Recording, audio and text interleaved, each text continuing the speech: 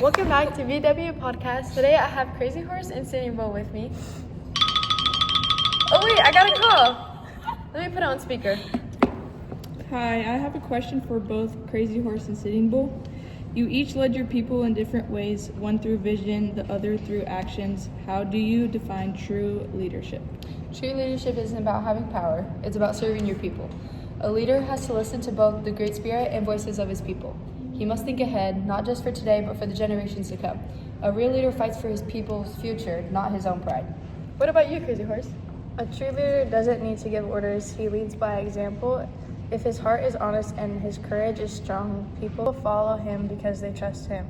I never wanted titles or fame, I just wanted my people to live free and keep our way of life. What else do you have to say for us? If you could speak to the Lakota people today, what wisdom would you offer them about strength, unity, and identity? I would tell the Lakota people to stay proud of who they are. Our strength has always come from our connection to each other and the land. Even when others try to change you or take away your ways, never forget where you come from. Unity is the heart of survival. When we stand together, no one can break us. The Lakota spirit lives as long as our people remember who they are. What about you, Crazy Horse? I would tell them to keep their spirit strong and their hearts brave. The world will always change, but your roots, your language, your land, your traditions, those make you who you are. Never trade them for comfort or approval. Be proud to walk your own path. True strength comes from living with honor and staying true to your people. Oh, we have another caller. Hello? I have a question for Sitting Bull and Crazy Horse.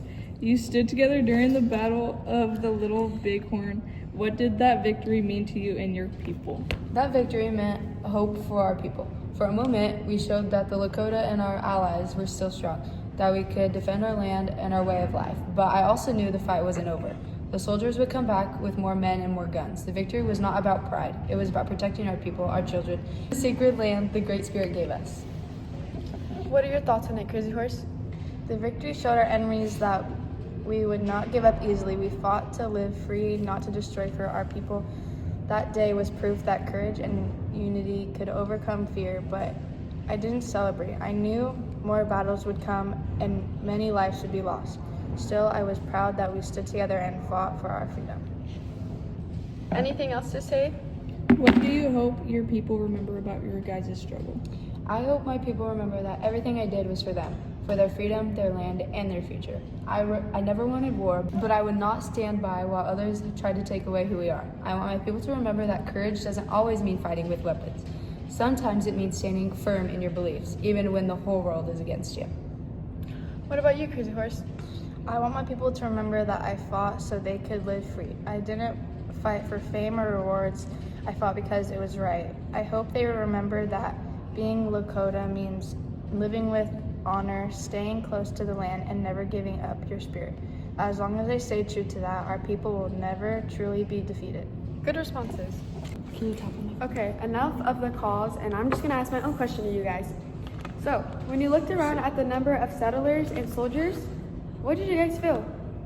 You go first, Crazy Horse. I felt anger, but more than that, I felt the need to act. I watched the soldiers build forts and the settlers take the land, and I knew words wouldn't stop them. I didn't fight out of hate. I fought because our ways of life was being destroyed. It made me sad to see the old ways fade, but it also made me more determined to defend what we had left.